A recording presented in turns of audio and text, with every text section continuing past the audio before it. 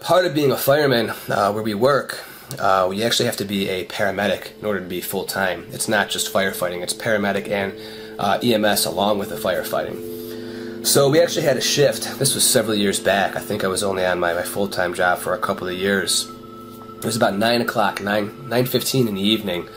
And it was pretty much a time where, like, alright, the day's winding down, we were fairly busy throughout the day, and everyone's kind of just, doing their own thing, whether they're reading a book, watching TV, talking to their wife. It's your time at that point. We work 24-hour shifts, and we're about to go to bed.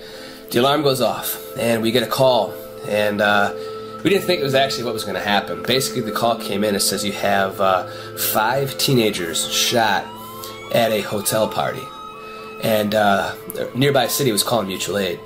So right away, we all kind of go on high alert, like, all right, you got 5 people shot. It's at a hotel. The city in which we work, it's not a horrible area, but it's not a great area. And you definitely have your spots where it's like, just be careful, and I'll leave it at that. So we get there on scene, and the first thing I can recall what it looked like, it was like Night of Living Dead. People were running, scattering, the cops were pulling up.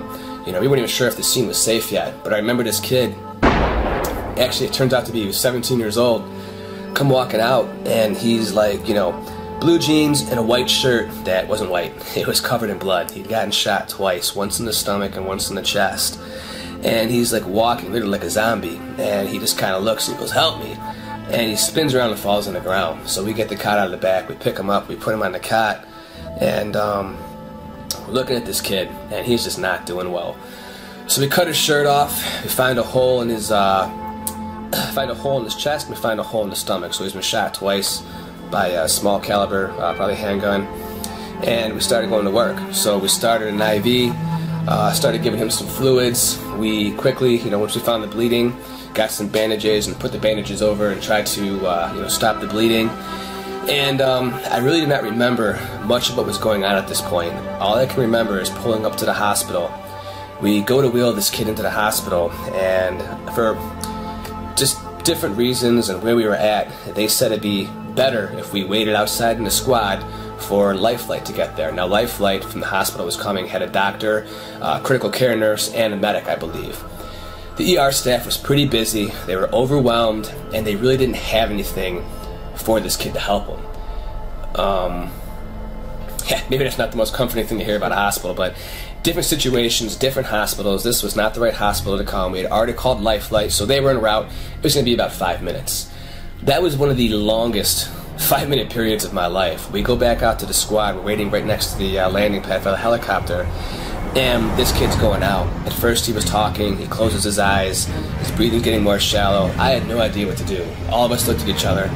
Something came over me, and I just stood over this kid and I said, hey. He opens his eyes, he starts to close his eyes, and I smack him across his face hard.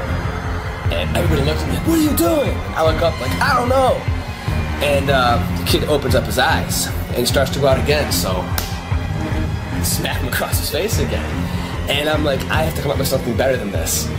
But it was an instinct, it was an instinctual reaction. They tell you what to do in school, and they try to train you for these events, but you don't know what's going to happen and how it's going to go down. So I thought to myself, all right, inner city, this kid's going out, I gotta find some sort of a lifeline to throw this kid. So the first thing that came to mind was basketball. I said, hey kid, you play sports? And he kind of opened his eyes a bit more and goes, yeah. I'm like, you play basketball, football? He goes, I play basketball. I'm like, cool. I'm like, I bet you're really good at basketball too, aren't you? And he's like, kind of starting to come around a little bit more. And, we're all kind of looking at each other and a little bit surprised, like, really? Is this working? And so he's like, yeah, I'm a point guard.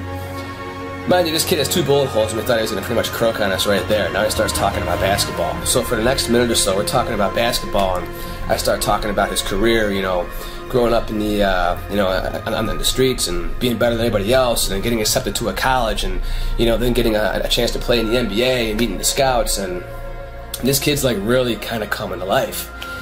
So the doctor gets there.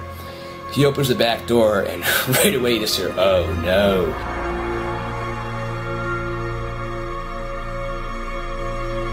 They take him out, we help package him up, we put him in a helicopter, and we just all kind of watched as he took off, and we're asking ourselves, we're thinking to ourselves, did we do everything we could possibly do? Are we gonna, is he gonna make it? Could we have done something differently? Like, did we miss something? Could we have done something? You do start questioning yourself, especially when you have a kid who's 17 years old. He's not even, a legal adult yet. He's got so much life in front of him if he wants it. So we find out a couple weeks later that the kid did survive. His dreams kept him alive. And that's a great thing to look at. His passion, his anchor point, his dreams, that was his motivating force, his motivating factor, and that kept him alive. So for anybody out there, your situation doesn't have to be as dire as having a couple of holes in your chest or your stomach. But when you hit that rock bottom low point in your life where you feel like there's nothing to do, nowhere to go, you can't get any worse, woe is me, retrieve to that point in your mind that's private, that you know and you understand better than anybody else. Even if other people don't support it, if you try to let it out, you yourself have to be your own driving force for your passion, for your dreams. But if you can feed off that and turn that into a reality and make that your power that you can call upon, it's just very, very, very powerful. It's a very personable, powerful thing that you can do to save your own life, metaphorically and in reality.